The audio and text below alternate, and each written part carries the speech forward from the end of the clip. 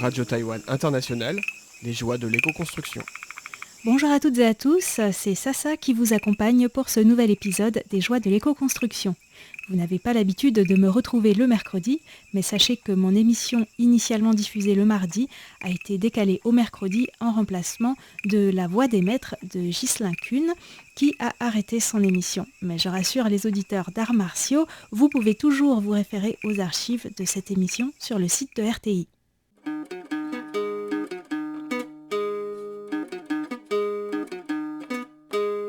Dans les 2 précédents épisodes, je vous ai emmené à Ilan pour vous raconter la construction d'un four en terre en mode chantier participatif avec Emma Liao.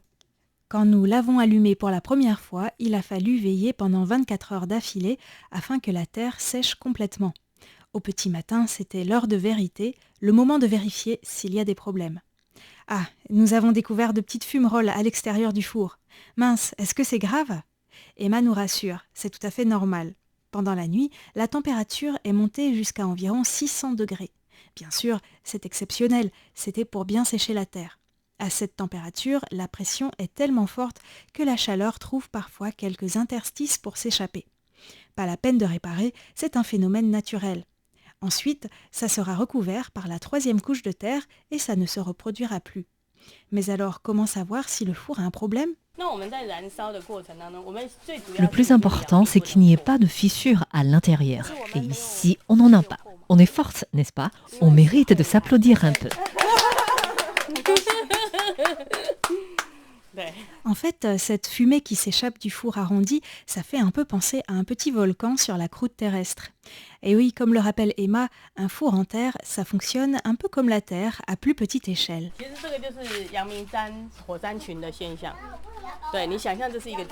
Ici, c'est le volcan de Yangmingshan, si on s'imagine que le four est une planète.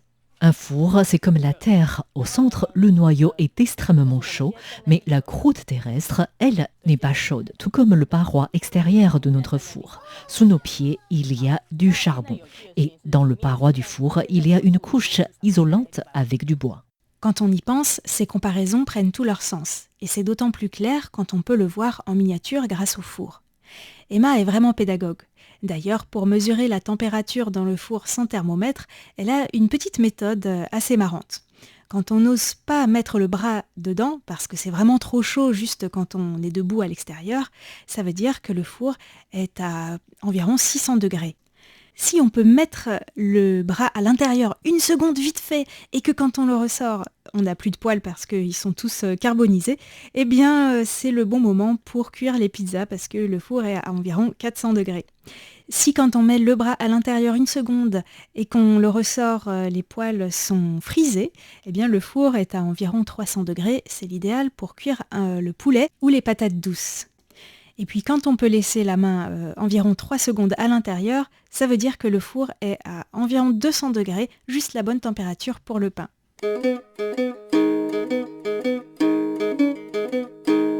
Mais aujourd'hui, je voulais surtout vous parler de la cuisinière au feu de bois que nous avons construite en terre crue dans le prolongement du four. En chinois, le four en terre se dit tu yao et la cuisinière en terre au feu de bois se dit tu zao. Le caractère zao en chinois est très explicite. Du côté gauche, c'est le feu et du côté droit, c'est la terre. Selon Emma, les deux, c'est-à-dire le four et la cuisinière, sont complémentaires.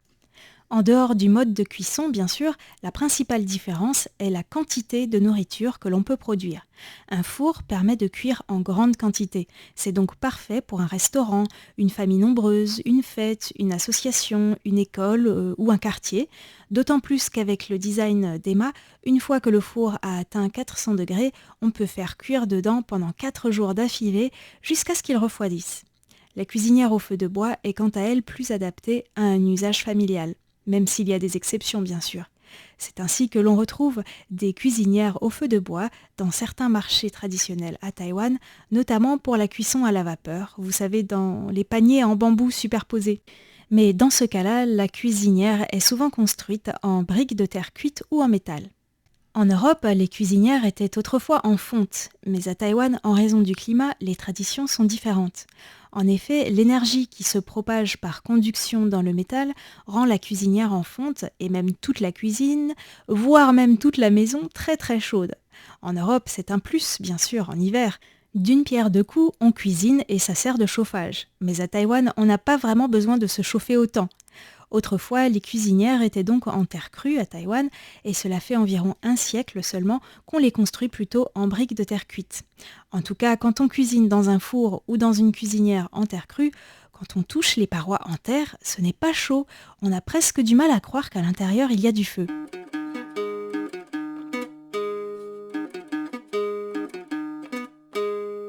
Une autre différence entre le four et la cuisinière, c'est que dans le four d'Emma, il n'y a pas de cheminée, juste une fente au-dessus de la porte, alors que la cuisinière, elle, est reliée à une cheminée.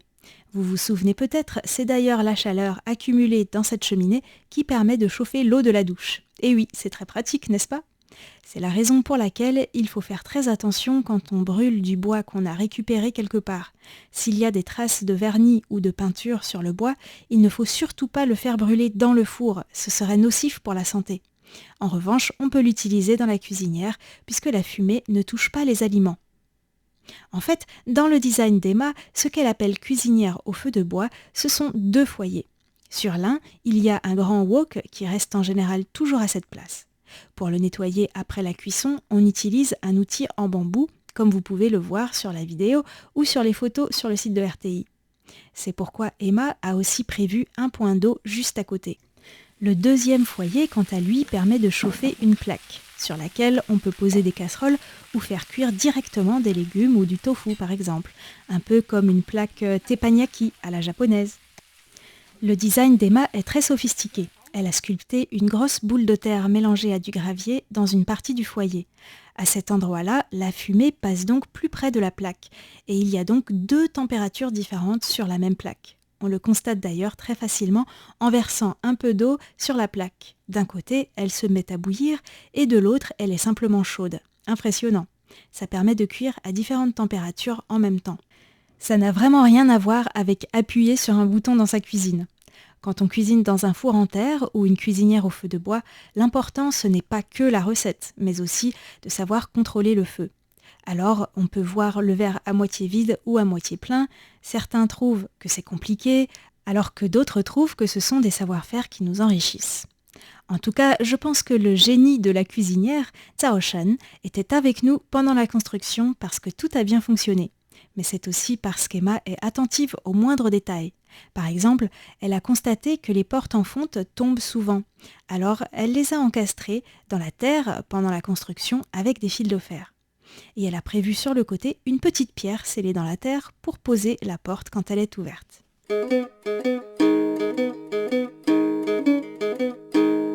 Après la construction, les participantes se sont réunies une dernière fois pour faire la cuisine et écouter les conseils de Xiao Zhan, la coéquipière d'Emma.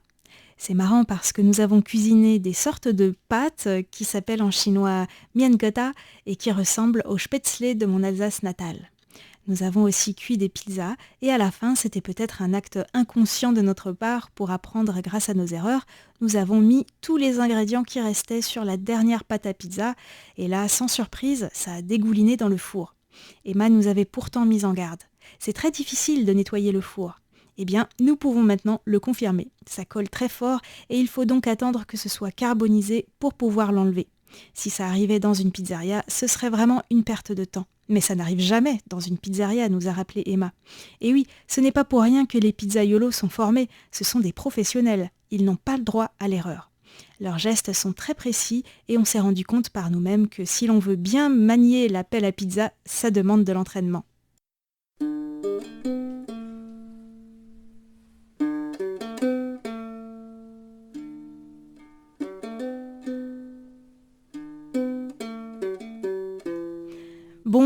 Bon, avec tout ça, nous arrivons déjà à la fin de cette émission, et je dirais presque, il était temps parce que je commence à avoir faim avec tout ça.